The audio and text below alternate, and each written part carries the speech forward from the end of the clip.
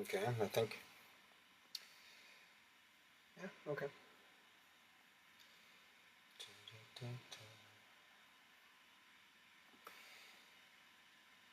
Alright. Hi. Um, Welcome back. I'm not sure whether I'm going to go live on Instagram or not. Last week, Instagram annoyed me quite a lot, so I'm probably not going to go on there. Hi, Cal.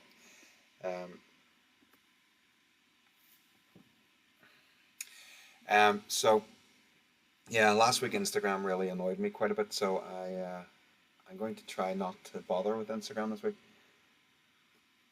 I thought I had figured out a way to stream using Restream, and I was going to just plug it in and go. And then I realized that I'm really not that young anymore, and I have to research how to do it. So that a plan bit the dust a little bit. So we're on TikTok, um, and I have managed to hit some sort of a milestone or something on here that allows me to share my screen, which is quite nice. So it means I'll be able to talk through a few more things with a little bit more detail. Um, but anyway, the plan is to just talk crap for an hour about swimming, about where we are. Hi, Marina. And the plans for the week, how last week went, the plans for this week. As a side note, TikTok once again seems to think I can get 100 likes. 100 likes seems very unrealistic unless everybody hits the button like 100 times. But anyway, if you feel so obliged, so inclined, hit the like, apparently. So,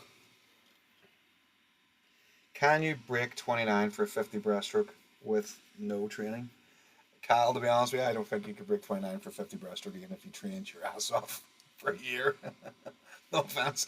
I think you turned up what? I mean, you I know, I know. You turned up what, like 4 times or something, and I was like, you even got yourself kit, and then you decided that you were just going to go on holiday and tour the world for a bit, didn't you? All guns blazing for about a month. It was, the big comeback was on.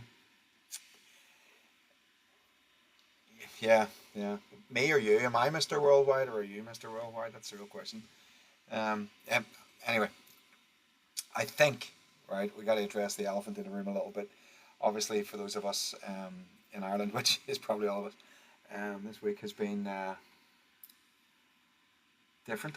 We had a little bit of I'm going to say a surprise announcement in the middle of the week um, that our performance director is heading for pastures hotter. Um, so yeah, it's all things change here. Really, it'll be interesting to see how we, as a country, move forwards with that. That'll be an interesting sort of yeah, interesting developments. I think, I mean, my personal opinion on it is it's probably come up about 4 months earlier than I thought it would. I was sort of expecting Worlds to maybe be the signing off, but listen, opportunity knocks and you have to go, really, you know. So there's that.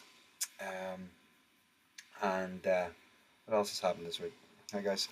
Um, Not a lot, to be honest. This week's gone pretty well. So, like I said, I'll see if I can share this image. Let's see if it's the right one. Let's see this. Yeah, there we go. So this is our season plan. I'm gonna make it a bit bigger. Hide my face for a bit. We've gone through the first part of the season. We're now in the last cycle. Um, so this is our plan.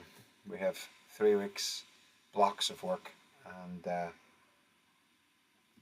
recovery week every 4 weeks. Every fourth week is a recovery week. So that's where we are in the season plan at the minute. If I zoom in just a little bit more, um, we can see that we got a Mare Nostrum tour in there. We've got which is next Monday. Danielle leaves on Monday for that, and then we have a 10-day training camp end of June, which would be in Torremolinos. And then when we come back from there, it's really race prep into um, Limerick for the younger guys, Dublin for the slightly older guys, 15 and above. We're going to race in Dublin instead. And then Danielle's heading to Singapore So there's a holding camp before then, and yeah, so that should be good. All right. So that's where we are at the minute. This week just passed. We did, like I said last week on Monday. It's 10 threes. Danielle did them freestyle this week, and it's a down week for her this week. So it was just a whole tournament time, fins, paddles, snorkel, good skills, nice easy swimming. Monday mornings are quite fun actually. Monday mornings we go maybe 4.5 to 5k, and at the very end of the session at about 28 or so, we run a little test set, and it's 8:25s on 30, and it's fast. It's just you got to go as hard as you can. And what we do is we record the time and the stroke count, and then it gives us a golf score. And the interesting thing is to see if we can make them more efficient. That's what we're looking to do, improve efficiency. So what we should see, if it's working, and if fatigue is obviously an issue as well, but what we should see is an ability to hold a lower stroke count on the same pace, or an ability to go a little bit faster on the same stroke count. And that's, hopefully it's not going to be a 1 week fix. It's a 12 to 13 week fix across the block. So even when we're on our down week this week for D,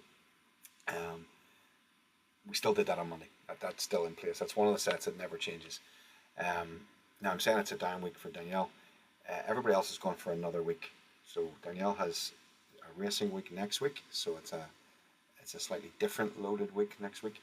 This week, D has a deload week, followed by 3 more weeks of increasing load, and then another deload week.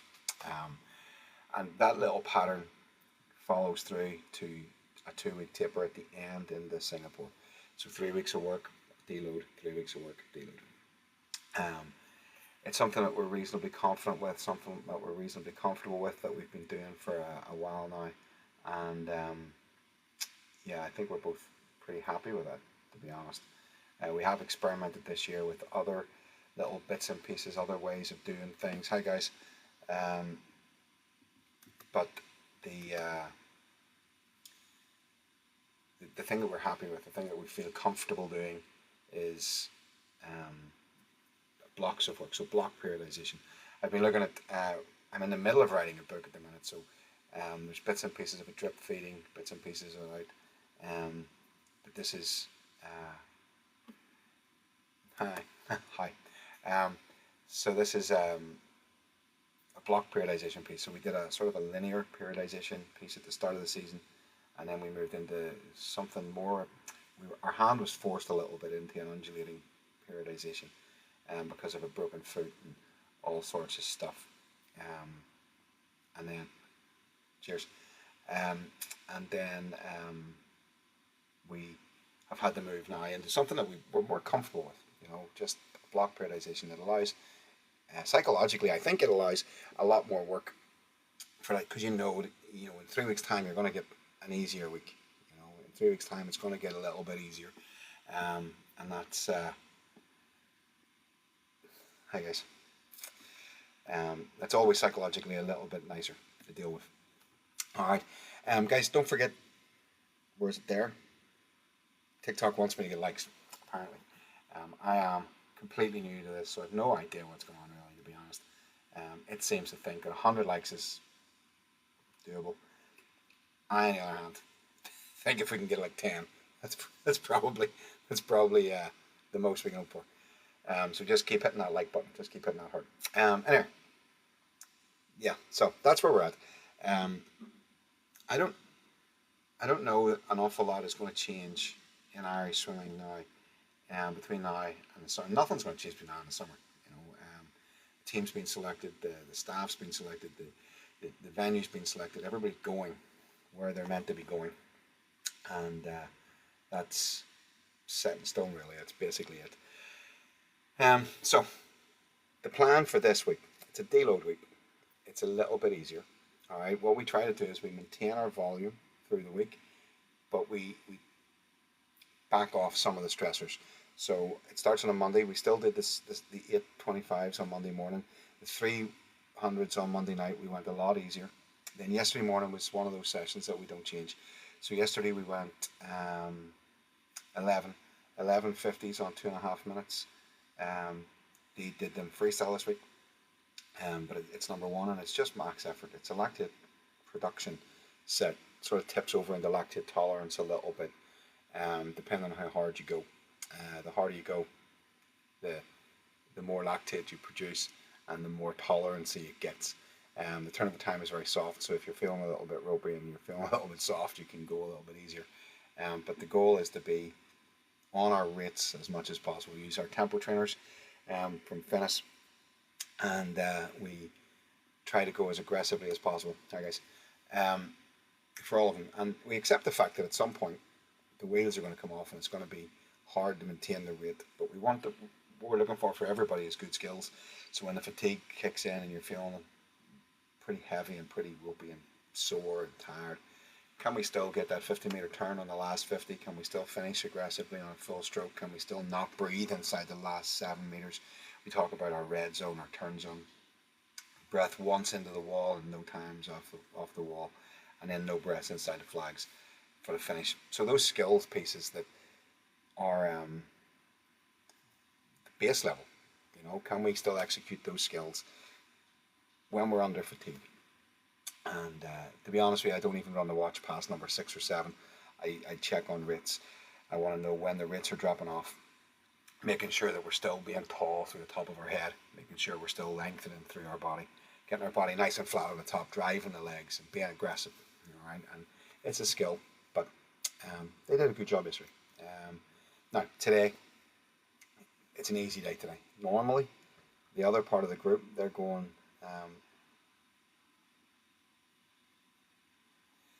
James, what do I recommend if you're a little bit demotivated but still want to swim? Swimming is, for me, it depends what's demotivated you really. If your demotivation comes from a lack of progress or a perceived lack of progress, then I would look for other markers. So instead of just looking at the time, look at the way you're swimming, look at how you're progressing, so whether your stroke's improving. What we've got to do is find ways that we can see improvement all the time. So it doesn't have to be the time. Like I said yesterday, I didn't take my stopwatch out of my bag yesterday, because the times are going to be the times. There's nothing I can do to change those.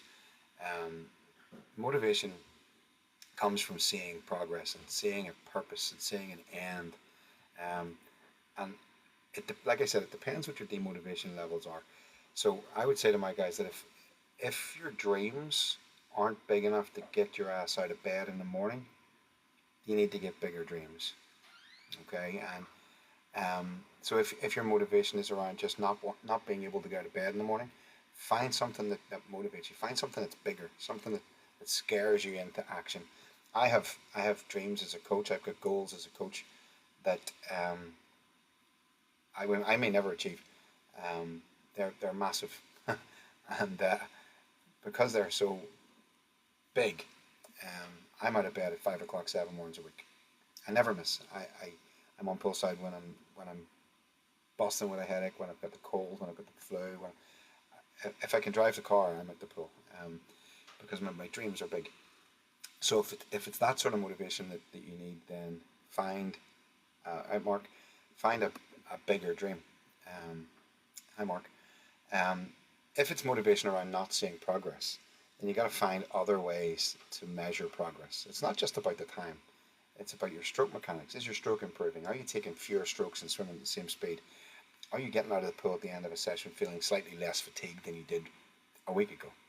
So you've got to find. Like I said, it depends what your motivation is driven by. Does that help? I know it's a bit waffly, James. I apologize, but my personal belief on this stuff is that if I can get people to stay in the pool swimming into their 20s and 30s and 40s and 50s, then we've done a great job. And not everybody's going to go to the Olympics and not everybody's going to go to Commonwealth Games, but we want to keep them in the sport. So hopefully that's a bit waffly, I know, I apologize, but hopefully that's helped you a little bit, James. So back to what we were talking about. I think it was so Wednesday afternoon this week, the other part of the group, everybody apart from Danielle, we've got 1750s tonight. Okay, 1750s. It's one of my favorite sets. It's a descending turnover set. It's number one. And the only rule is that everybody has to do 17. So we start on 90 seconds. We do 5 on 90, 4 on 80, 3 on 70, 2 on 60, then 1 each on 50, 40, 30. And they're all max effort. Like, making a turnover time is not hard. You can cruise through that set and not stress at all. But you have to go fast. If you do it properly, you've got to go fast. And if you do it properly, you don't finish the set. You get no rest on the last one. You don't make the 30 seconds. It's lactate tolerance. And it's hard. Then tomorrow morning, we've got a little kick set. And what we'll do, because we'll need to do a little bit of it as a recovery, so what we'll do tomorrow is we'll kick for 6 minutes, and then we'll spike up 225s with fins on, and we'll repeat that like 4 times, something like that. Friday morning I haven't written yet, but the plan for Friday is that we're going to go a medium aerobic set for Danielle, and an MVO2 max set for everybody else, before we go to Saturday, which is power, and then Sunday, which is front end speed. Danielle won't do the power on Saturday, it's a down week, but we'll do the front end speed on Sunday, and then heads off to Mare Nostrum on Monday. So that's the plan for the week. All of these things, kind of the way I do it is I kind of assess it as we go. So if I think that somebody needs a little bit more rest, then they'll get a little bit more rest. I'm hoping to share a screen with you in a minute that explains a little bit better what I tried to explain last week.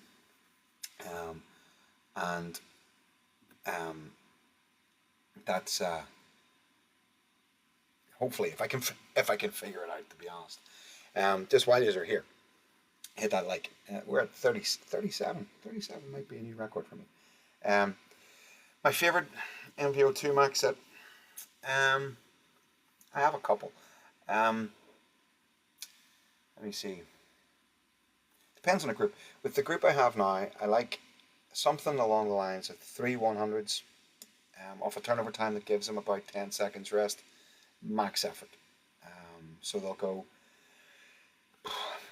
3 1s on 110, 115, depends on who it is, and they got to go hard. And then we'll go maybe 500 meters nice and easy, nice and relaxed, nice and gentle, and then we'll repeat it 2, 3, 4 times, depends on the time of the year, but something like that, something that's, I want to keep it aerobic, so it's short. The work ratio is 1 to 1.5 ish, so short rest during the set, and then a bigger rest at the end of each set, active recovery. That's the way I do it. Listen, I don't know. I don't know if I'm right or not. It's just the way I would like to do things like that. I think of it as being a step above critical speed, sort of in that sort of range. They're looking for them to go half to 200 PB plus 4 seconds, something like that. So it's hard. It's hard. They get short rest. They're on their ass at the end of the third one, but then they get to swim easy for 5 minutes, 6 minutes. So something like that, Marina. Hope that is clear. You know, I think. Listen, I think there's a whole load of ways you can no problem. There's a whole load of ways you can write these sets. I mean, obviously, depending on how they apply themselves to the set. I mean, if you write that set as a 10-second rest interval, you get kids in there who just cruise along, and it'll end up being a really rubbish 2,000 meter aerobic capacity set that is just maintenance. It's not pushing anything forwards. So anyway, I'm going to try to share my screen here. So let's see. Oh, there you go. So far, so good. I don't think it's the right screen I'm sharing, but let's see. Let me see. All right, let's see what we can do.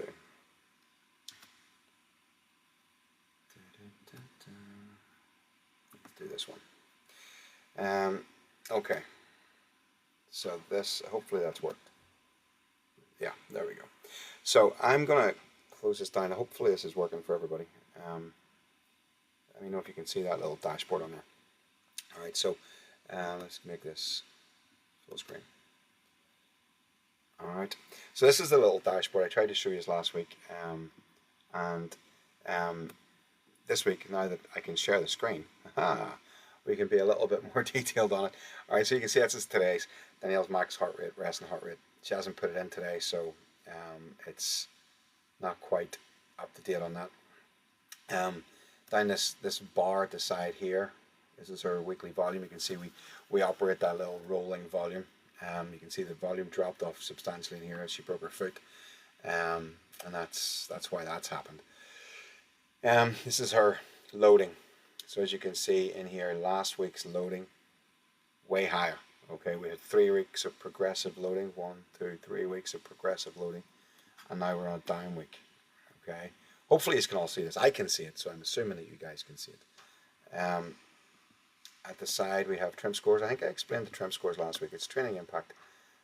This is yesterday, and yesterday morning's training impact was in the green zone. It's what we want it to be. And I explained last week that I use the training impact and then the training impact per minute, because sets that are short and long, I want to be able to compare and contrast them. So that's just divided by the number of minutes that they swam for. And then yesterday was an improvement. It was an aerobic capacity. It was the 1125s, 1150s. Sorry, is designed to be. Hi Wendy. It's designed to be anaerobic in nature, but we swim for 2 hours. So every session that we do has an aerobic training impact. The one yesterday, slightly improving. It improved the aerobic capacity a little bit. Danielle's across the bottom. Her readiness, and I didn't swim this morning, so her readiness is improving. Over here, her weighted. If you remember last week, these things were all sort of in the upper end of the green, and we can see they're all starting to come down now because we're getting back into a pattern of training. And her recovery, as according to this, because we didn't swim this morning, we're fully recovered physically from what we did during the week. We've only had 2 sessions since Sunday, which are 2 days of training since Sunday, Monday and Tuesday. Haven't trained today yet, which is fine. And this is her energy system, our heart rate zones. As you can see, it's heavily weighted towards the aerobic end of the spectrum. Just the nature of our sport, I guess. These rolling volume is currently it's sitting at about 30,000 meters, and that's our wellness. So, hi guys. So this is the stuff that Danielle reports: sleep, feel good, nutrition, soreness, fatigue, mood, stress. And this will allow me to pick any one of those metrics. And as you can see, they're all reasonably consistent. The soreness one, I think, is the one that fluctuates the most. So when we're in heavy training, the soreness goes up quite a lot. The bottom, if you remember from last week again, these were much more green. This week, with another week of training in, everything is starting to trend a little bit more towards being red and orange, hence the down week. Hopefully by the end of this week, those will trend it back up to being this sort of orangey greeny colour.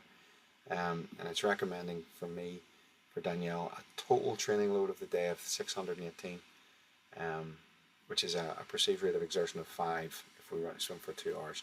We're not even going to go there, to be honest. We're going to be much, much easier than that. This is what we use to track acute and chronic training load. So chronic training load is the blue line. I consider it like fitness. As you can see, it fluctuates as we go into taper. We've had 2 taper phases. This very big dip at the bottom here is just the broken foot, so you can see not a lot of work getting done in there. And this is where we're at right now at the end. This is yesterday. The red line is acute training load, which is sort of, think of it as being fatigue, so tiredness from training. And you can see it spikes quite a lot, so we've got hard days and easy days. The yellow bar is where I aim the yellow line for racing. Okay, so this was trials here. We got it in more or less in the middle. We were compromised a little bit at the start, but we got it back to the right place. And this was World Championships over here. So that yellow bar is readiness to perform. And what I want it to be is sort of in the green bar when we're training, and then we move it into the yellow bar, hopefully when we're ready to race. In theory, theory is fantastic, really. And then this is a weekly report that we generate automatically. It's quite nice. So far this week, these only swum 2 sessions, so we're only sitting on 12k. 3 sessions, sorry. And she's in the gym today, so it hasn't been recorded yet. And that's related to last week, so we're down 7 sessions so far, but it's the start of the week, so it doesn't really matter. And then, hi guys, daily loading, AM, PM sessions, resting heart rate, HRV, and this is her weekly paddle, our backstroke with paddles and without paddles quality work, so that we can keep a track on making sure shoulders don't become an issue. And then this is her weekly heart rate scale. As you can see, the red bars sort of creep up a little bit. And then at the very, very bottom of this, it puts us in. This gets shared with the performance group, so her nutritionist and her S&C guy and the physio. So we can see here that there's a broken ankle, but it's now been resolved. So we're able to put stuff in here that if there's things that we need to have a look at as we move through the season, we can do that. So there's that. Hopefully that makes a little bit of sense. I hope it makes sense. So I don't know if that's of interest to people. I hope it's of some interest. It interests me. So that's why we do that. Hold on 2 seconds, because my let me see. Right, metrics. There we go. I can't see any chats anymore. I don't understand what's going on. I really don't. I am useless, to be honest. So, and it says it's returned all the way back to 0 likes. What's that about? Who knows? Anyway, let's see if we can share the other stuff with you. I can't see any chats anymore. I don't really understand. Hold on. Oh, there they are. Just not on the top. Don't know why. So yeah, keep hitting that like button, guys. We're at 38 likes. Yeah, not too bad. So if you have any questions, does that make sense? First of all, can you see it? And if you can see it, does it make sense? Hopefully it makes a little bit of sense.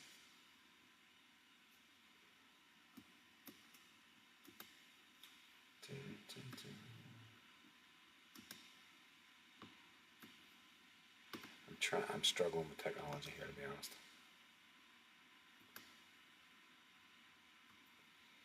There we go. Yeah, struggling with technology, it's a bit of a pain. Anyway, I think that's us back to normal. So yeah, does that make sense? I mean, it makes sense to me. If it doesn't make sense to anybody else, I guess that's okay, because the reason we do it is because it makes sense to us as coaches. And if it makes sense to you as a coach, then that's all that really matters. Okay. Now, when it comes to collecting the data for that stuff, we've what I'm planning, and I haven't got it there yet. It's not ready yet. I find those little dashboards really useful. I find them helpful. I think it helps me to understand what we're doing and why we do things, and it helps me to see that stuff I think I'm doing is actually what's happening with them as well. And if it helps, then I think we should be using this stuff. Like my plan is basically it's a Google spreadsheet with a lot of back end calculations and stuff in there. And my plan is to make that available to as many people as want it. I've got a few bits and pieces that are out there, but my plan is to make that tracking sheet available to as many people as want it. It's not quite ready to go yet because, like I said, the back end of it is an absolute mess. The little sandbox bits that I hide from everybody, where you can see that if you unhide that, man, it's a disaster in there.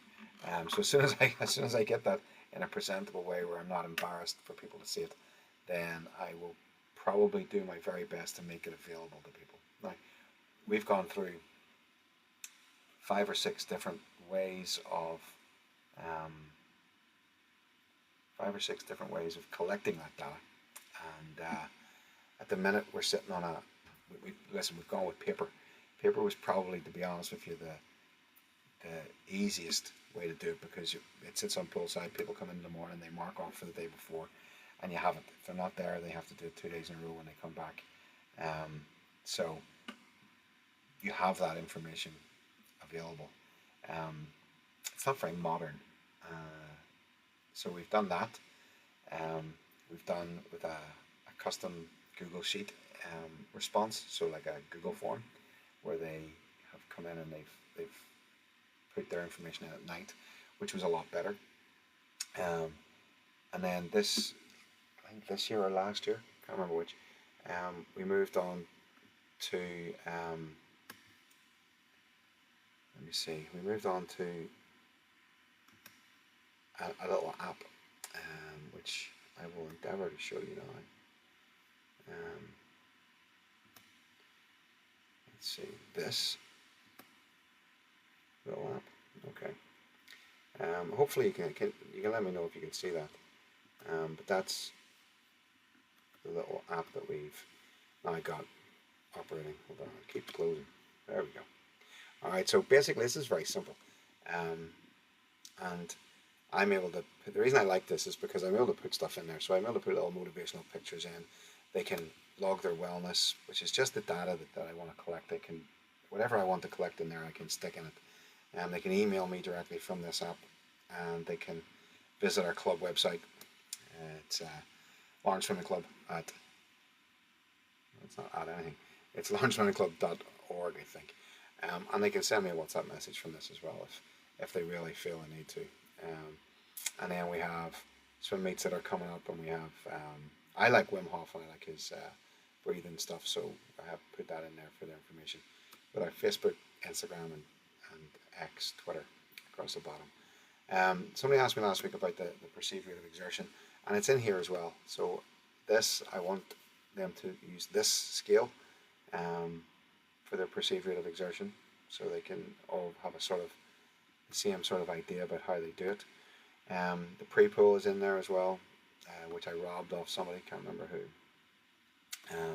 And then we have a season outline and our training schedule for the season. This stuff never changes.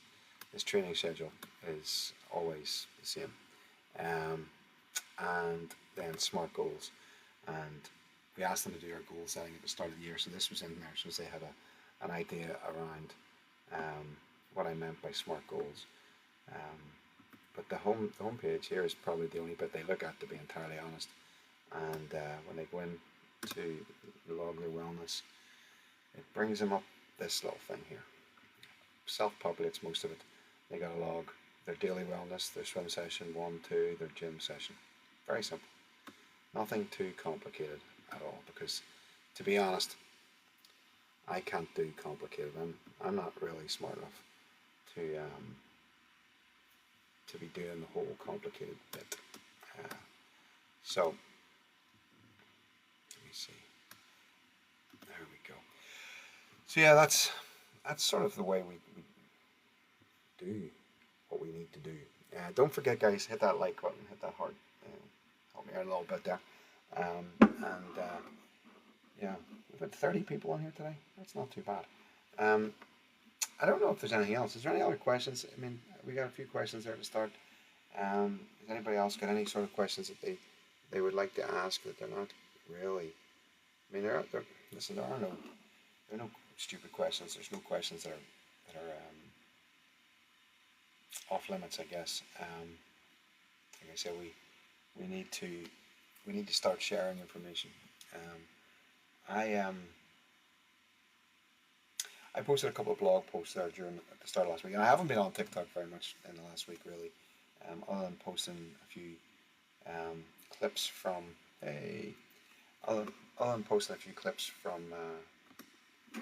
Heidi. I was talking about you a minute ago, from the last live feed, but I think that the important thing that we need to be doing is we need to be talking. We need to be talking about swimming, and if we can talk about swimming, then sharing information is always useful. So if there's any questions, just fire them in. Well, like I said, James had a question earlier on, and Marina. I don't know if people have their own thoughts on these things or not. I have no idea.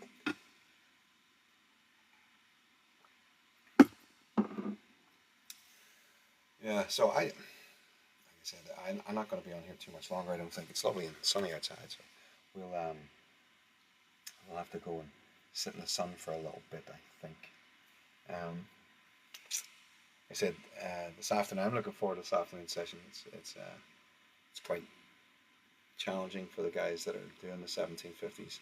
Um, so I'm not sure they're looking forward to it, but I'm looking forward to it. I'm also at our training camp in July in Torremolinos. The weather's supposed to be like 32 degrees. It's going to be quite nice. It's a 50-meter outdoor pool. We have 16 sessions, 16 2-hour sessions across the 10 days. So we'll get a bit of swimming done. It'll be interesting. It'll be fun. And family are coming with me this time, so they'll be able to see that I'm not just on holiday every time I go away.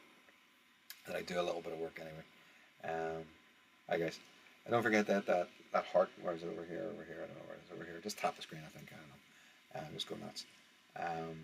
We're at 38. I told you that TikTok were ridiculously optimistic about 100, didn't I? Ridiculously optimistic.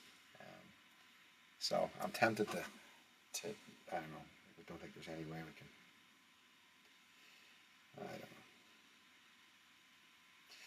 don't know.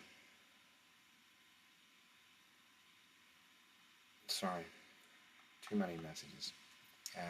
Phone never stops. I don't know what it's like for any other coaches out there, but the phone never stops here. Like it just goes and goes and goes. So.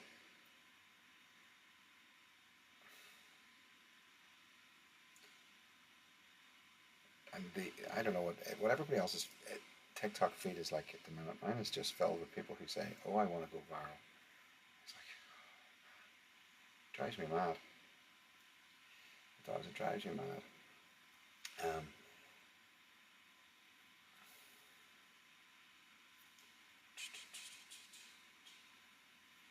Drives me nuts.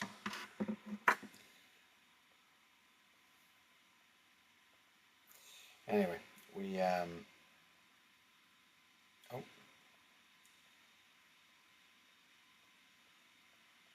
So we, like I said, we're away for say hi. Oh, 89. Well, that went a bit crazy. Somebody's obviously got no time in their hands. So yeah, we're away for those 10 days, 16 sessions in 10 days, and I don't think anybody's going to do. Sorry, I don't think anybody's going to do the 16 sessions. Like I think it's much more likely that we'll average around 12, and that's much more likely. So I've still got to sit around and decide on that for the next. That's probably on my to-do list for the next day or two. We're going to sort out pool sessions and whatnot. So it should be fun. It should be fun. Yeah. So anyway, just as a by the by, we have.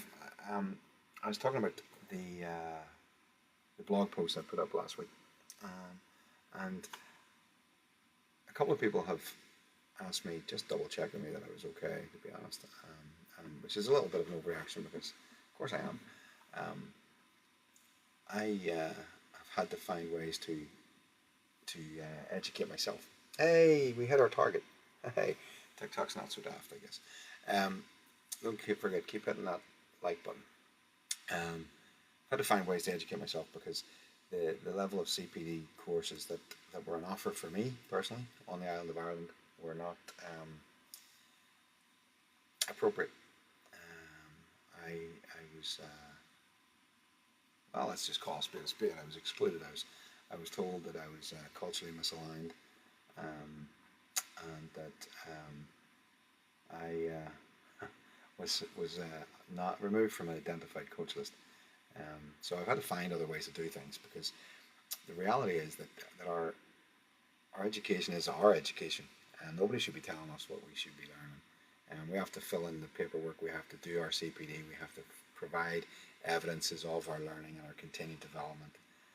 But what we want to learn and what we want to develop is entirely up to us. We shouldn't be beholden to anybody else around those things. That's us. So whether or not that'll change now, I don't know. That's why I started this down this route of tracking and monitoring bits and pieces. That's what got me started on it, and that's where we've got to at the minute. It's not finished yet. It's not completed. I think there's other things that we should be doing a little bit better.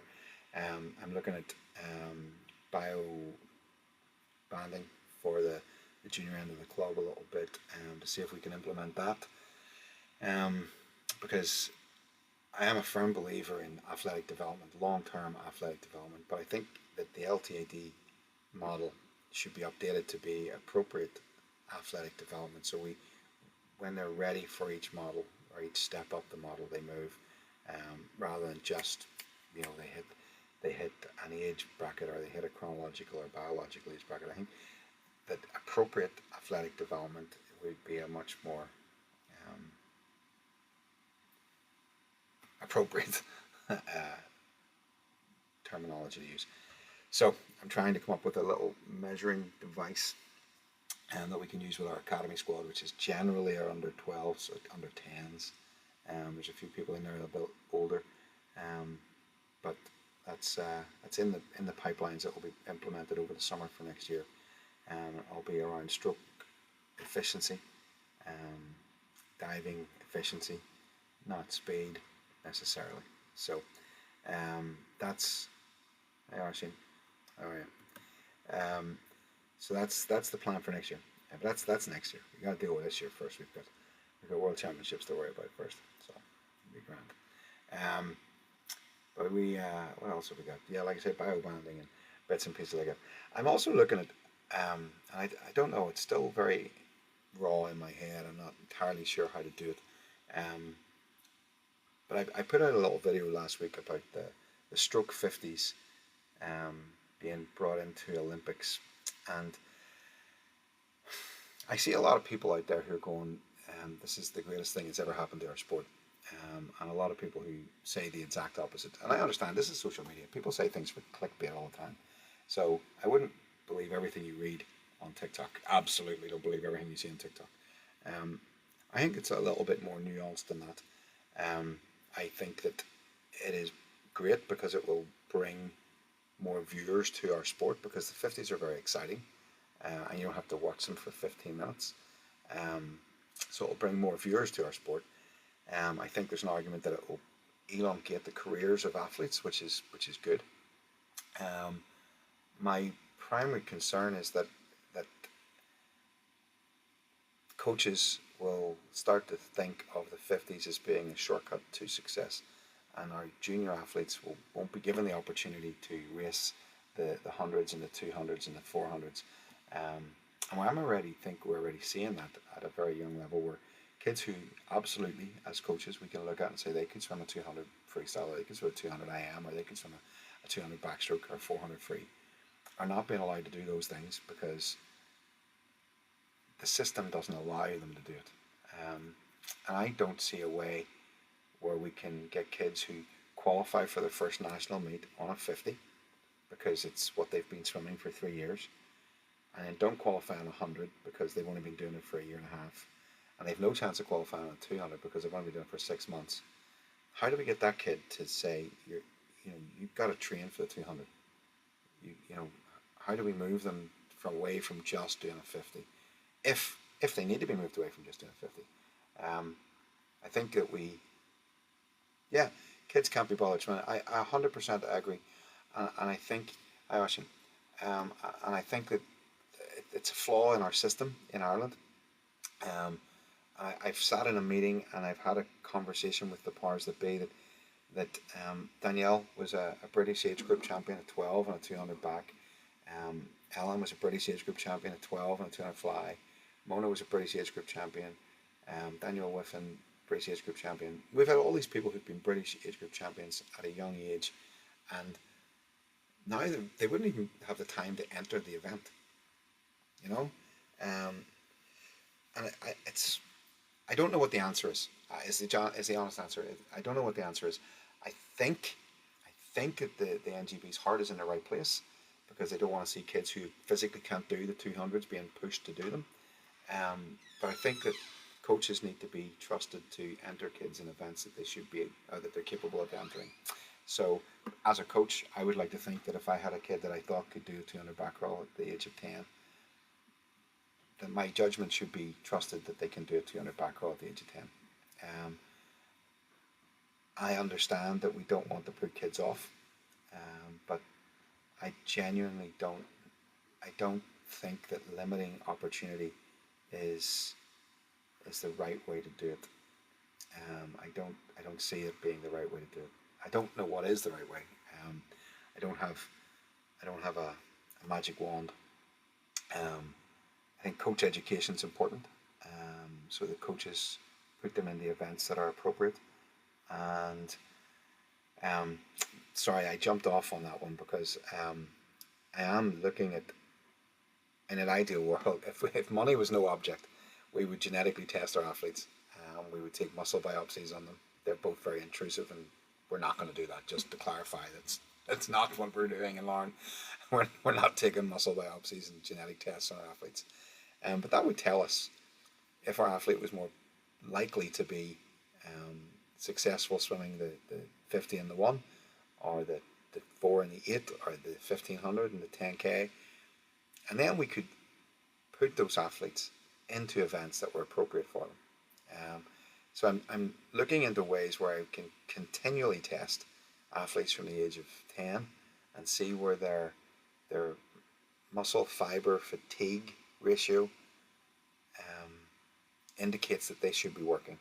And I appreciate that it's not it's attacking this with a ball pen hammer. It's not a precision tool. But I worry that we're ignoring genetics, and we're ignoring things that we could be really good at to do things that are really easy, or perceived to be really easy, because the 50 is not an easy event. You have to be perfect. If you get one thing wrong, if your dive is fractionally off, if your hands separate on your entry, your 50's done. And I think that it would better serve our swimmers to learn how to race the 1 and the 2, definitely before the age of 12, the 400 by the age of 12, and the 800 by the age of 13, and the 1500 afterwards. And then they have a choice, and we can help them make the right choice for them. And I'm not saying that they shouldn't do the 50s. In fact, I would argue that there should be an open house policy on all events, so no age limit on the 50s. Just make the times hard. Make the times hard. And that way they have to be just as good on a 50 as they have to be on a 200 or a 400. And the better athletes, the ones who are more skillful, will always rise to the top. And we have to educate the parents and educate the coaches, so that the swimmers learn that the skillful athletes are the ones that win. It doesn't matter if it's a 50 or a 200 or a 1500. Skill is skill, and that's listen, that's just my little soapbox. I don't know if I'm right. I know that I don't swim big volume on our program. You've seen our session there. Danielle's on 30k this week. Anybody who's been in 9 times and done the full thing is on 42. Danielle, like I said, is on a down week this week, so a little bit less. So it's not like I'm sitting there going, we need to be doing huge volume. But I watched the guy on Instagram last week saying that you can get in the pool and do 1,000 meters 3 times a week and be world class. And that might be true if you're Cam McAvoy or Ben Proud or Sarah Schulstrom or any of those guys. But it's not the message you want to send to our 11-year-olds: swim 3 hours a week and you'll be world class, because they just won't be. They won't be swimming when they're 14. So that's my personal opinion on it. listen, I have a few resources I'm going to shamelessly plug. Um, Join me on Patreon. Uh, I'm launching more stuff on Patreon at the minute. I have a 12-week, I have a swimmer's online coaching tool on Patreon, a monthly subscription thing. And thanks to those of you who have signed up for that. I am going to be in touch this week. Um, and I'll send out whatever it is you want. If it's a 3 sessions a week training program for you, that's what we'll do. If it's more of a mentoring thing, then we can figure that out too. Coming online in there as well, we're going to have a coach's resource thing that I haven't quite got around to yet, which will include some of the monitoring stuff and a little bit more of sort of mentoring. I'm not qualified as a mentor, but I think sometimes having someone that you can just talk to that can bounce ideas off is always good. I have an Etsy shop where you can buy the templates that we looked at today for like a couple of quid, and I have an Amazon bookstore with 2 books, one about the mental side of swimming, and one about mastering the water, which is a master's one. I don't think I've got that. Let me see.